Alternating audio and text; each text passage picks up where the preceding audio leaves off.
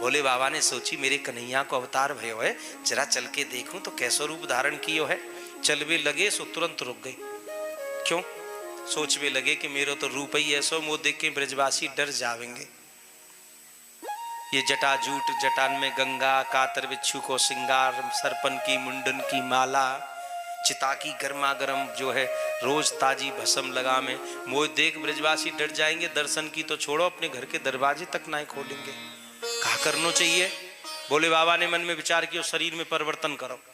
अब परिवर्तन भी क्या करेंगे?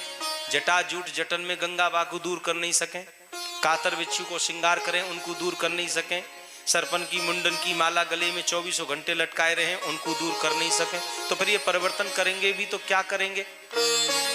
हाँ, एक काम कियो इनने, का कियो पता है?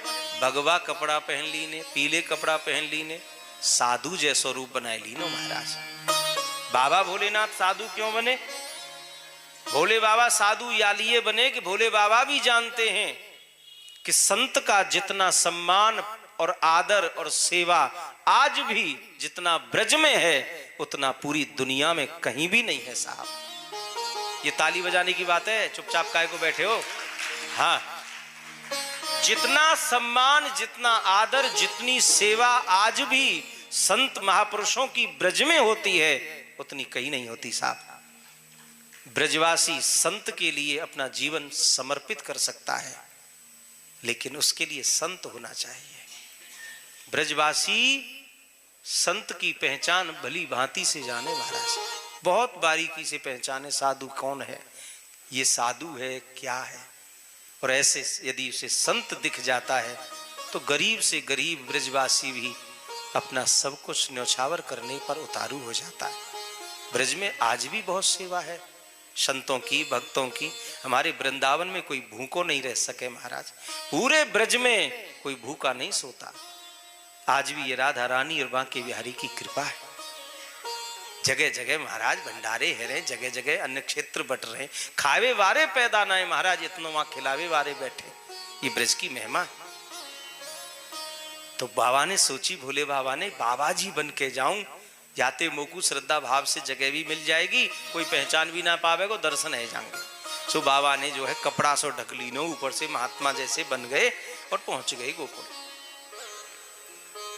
मैया के दरवाजे पहुंचे। मैया घर के अपने महल में कोई काम काज कर रही थी, बत्ती बना रही होगी आरती की। लो, कथा में लोग कैसे दो दो काम कर ले, मेरी समझ में ना आवे यार। बहुत से माला जप रहे हैं, अब माला जप रहे हैं, कथाऊ सुन रहे हैं, ऐसे कैसे संभव हो?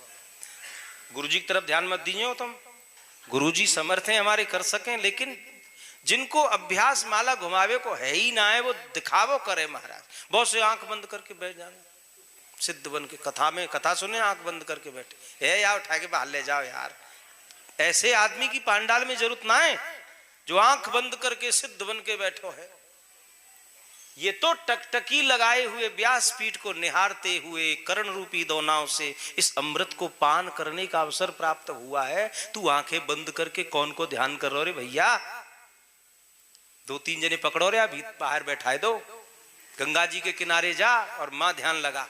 ये ध्यान लगाने की जगह नहीं है, ये आंखें खोल करके दर्शन करने की जगह है। साक्षात ठाकुर जी भागवत भगवान तेरे सामने बैठे हुए और भले आदमी तू आंखें बंद करके बैठे हो। तुम तो बना लो, करो अपने काम है, हमारा काम हम करें, तुम अपने काम है करो। ये तो ऐसा है कि थोड़ा सा विनोद हो जाता है इस बार। बत्ती बना लो, कछु हमारे गोपाल जी को पहुंचाए दीजिए, ठीक है? पंजई के काज बंद नहीं है, ठीक है, ठीक, कर लो तुम अपने धंधे में लगो। तो ऐसी लीला है ठाकुर जी की, तो है जाए ऐसे भी काम। और ये तो चलो फिर भी ठीक है, बहुत सी मैया सूटर बुन लें कथा में बैठ जाए, गुल्लन लेके उनके सूटर बुन रही हैं। बताओ, धुना बुनी में लगी हुई है, कथा सुन रही है, फंदा अटक गए हो तो लग गई बई में फिर झंझट। तो ऐसी लीला है ठाकुर जी। मैया कछु कर सकें, धन्य है, जय हो। हाँ हाँ, आप इड़ जाऊ सके, सुर जाऊ सके, आपकी लीला आप ही जानो। तो ऐसी लीला है ठाकुर जी की। तो भोले बाबा आए, तो दरवाजे खड़े हो, मैया के अलग जगह, अलग खोल दे पलक। मैया ने आवाज लगाई, कौन? देख ले झलक। अरे दरवाजा तो खोल मैया, देख हम साधु हैं, सन्यासी हैं। साधु? मैया तुरंत दौड़ के गई, अरे बहन, कोई महात्मा आयो दिखे दरवाजे। संत ब्रज से कभी निराश नहीं होके लौट सकता। संत किसी के दरवाजे जाकर के असंतुष्ट नहीं हो सकता। मैया दौड़ करके गई, कोई साधु आयो मेरे दरवाजे, द्वार खोल दीनो महाराज, आओ महाराज।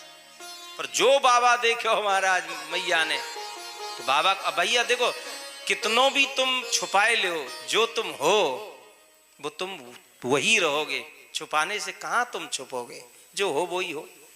चलो बाबा ने छुपाई ली ने जटन पे ऊपर ऐसे कपड़ा यूं डाल ली नो सिर पे, तो वो थोड़ा लोगो चलो बाबा के जटाजूट महात्मा वैसे भी बना ले जूड़ो, ठीक है। अब जो कातर बिच्छू जो माला हाथे वे ढकली ने ऐसे करके, पर सांप लटक रहे उनने कैसे रोकोगे, सांप ना रोके हरे काऊ पे। मैया बड़े भाव से देख रही, महाराज बोलो कहा चाहिए। इतने में एक सांप निकलो बाबा के चद्दर हटाए के, और ऐसी फुसकार मारी मैया के, मैया धड़ाम से पीछे गिर पड़ी। हे भगवान, बाबा जी ये बवाल है, सांपन ने लटका के डोल है। तुरंत मैया ने द्वार बंद कर दी नो, द्वार बंद करके बोली महाराज जो चाहिए सो बाहर से ही बताए दो, ऊपर छत पे से डाल दूंगी। अरे मैया हमें कछु नहीं चाहिए, हम तो तेरे लाला के दर्शन कर। दर्शन? अरे महाराज दर्शन की बात कर रहे हो तुम? तुम्हारे या रूप स्वरूप को देख के मैं 95 वर्ष की बूढ़ी डोकरी, नंद बाबा से 10 साल बड़ी है मैया, ध्यान दीजिए। नंद बाबा हैं 85 साल के, मैया जसोदा हैं 95 साल की। पुराने जमाने में ये मान्यता थी, यदि बेटा से बहू उम्र में बड़ी आ रही है तो वो बड़े भाग्य लेकर के आएगी। बड़ी बहू बड़े भाग्य। बड़ी बहू छोटी बहू वैसे नहीं, देवरानी जिठानी में नहीं, उम्र में यदि बेटा से बहू बड़ी है तो वो भाग्य बड़े लेकर के आए, ऐसी मान्यता थी। अब आजकल तो भैया पढ़े लिखो जवानों हैं, अब तो सिस्टम ही है सोबन को। अरे महाराज बालक इंची टेप लेके डोल रहे हैं जीवन में, 1 इंच कम ना चलेगी। पूरी कुंडली ने मिला रहे हैं, पूरे सब इनने मिला रहे हैं। मैं तो जो कहूँ बेटा बहू की कुंडली मिलावे की तो कोई जरूरत ही ना है तुम्हें। कुंडली मिलानी है तो सास बहू की मिलाओ। इन दोनों की कुंडली मिल गई तो आंख बंद करके ब्याह कर दो, गारंटी ले रहा हूं, गृहस्थ जीवन में आनंद ही आनंद है। क्यों महाराज? सास बहू की कुंडली मिल गई तो फिर तुम्हें मिलावे की जरूरत कहाँ रह गई भैया। रही छोरा छोरी की बात, तो जे तो बेटा बेटा मेरे कुटके पिटके मर के रोए के कैसे करके हंस के अपने जीवन निकार ही रहे। अब वो ऐसे ही निकाल रहे हैं कुंडली मिलावे के बाद, रोज कुटे पिटे रो रहे हैं हंस रहे हैं, रोज यही कहानी है रही है इनमें। अभी भी इतनी कुंडली मिलाई फिर भी कहा भयो बाको कोई असर नहीं। कुंडली वास्तविक मिलानी है तो समधी समधी की मिलाओ। रिश्ते क्यों खत्म हो रहे हैं? व्यक्ति की आत्मा से आत्मा नहीं मिलती। समधिन समधिन की मिलाए लो, ये केसबाजी खत्म हो जाएगी। सास बहू की तो जरूर मिलाओ, देखो कितने गणवर्ग मिल रहे हैं इनके। ऐसी लीला है महाराज। महाराज तुम्हें देख मैं 95 वर्ष की बूढ़ी डोकरी थर थर कांप रही हूं, तो मेरा छोटो सो लाला डर जाएगा। माफ करो मैं दर्शन नहीं कराऊंगी।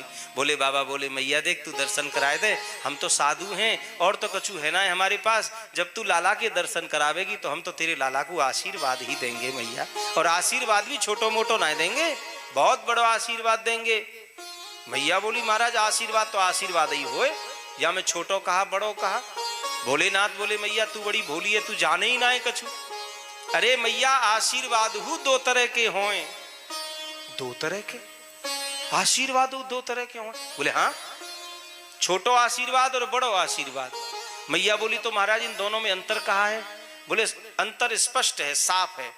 छोटो आशीर्वाद, छोटो आशीर्वाद कायते के में, छोटो आशीर्वाद याते के में तुम रास्ते में जा रहे हो, कोई साधु महात्मा आपको मिल जाए और आपने दूर से ही को प्रणाम कर दी, नहीं प्रणाम महाराज, वह महात्मा हाथ उठा कह दे रहे जीते रहो खुश रहो, ये छोटो आशीर्वाद है। जीते रहो खुश रहो, ये तो छोटो सो आशीर्वाद। जीते रहो कब तक? जब तक मृत्यु निकट ना आवे। मरना तो है नहीं बेटा निश्चित, जी लो खुश रहो।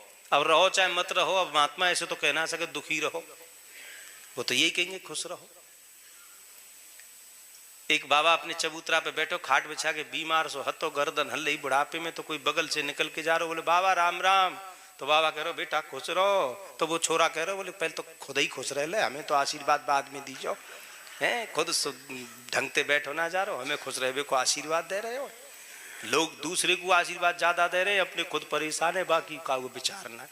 तो चलो फिर भी अब कुछ भी सही, हम कष्ट पा रहे हैं अलग विषय, पर दूसरे को तो आशीर्वाद ही दे रहे। तो छोटे मोटे आशीर्वाद, खुश रहो, जीते रहो, आनंद करो जी, कोई आशीर्वाद है? फिर बड़ो आशीर्वाद कैसे हो महाराज? मैया बोली, भोले बाबा बोले, बड़ो आशीर्वाद या पूरी दुनिया में सिर्फ और सिर्फ मेरे पास है। अच्छा महाराज, और वो ही आशीर्वाद में तेरे लाला को दूंगा, दर्शन कराए दे बस। अब मैया बालक के आशीर्वाद के काजें तो महाराज कछु भी करवे को तैयार रह जाए, पर महाराज पहले बता दो वह बड़ा आशीर्वाद कैसा होए। जैसे तुमने छोटे आशीर्वाद के विषय में बताई, ऐसे बड़े आशीर्वाद के विषय में बताओ। तो भोले बाबा कह रहे, सुन मैया, हरि जुग जुग जीवेरी जसोदा मैया, जीते रहो छोटो आशीर्वाद, जुग जुग जीवे। ये सबसे बड़ा आशीर्वाद है कि नहीं है? जुग जुग जीवे।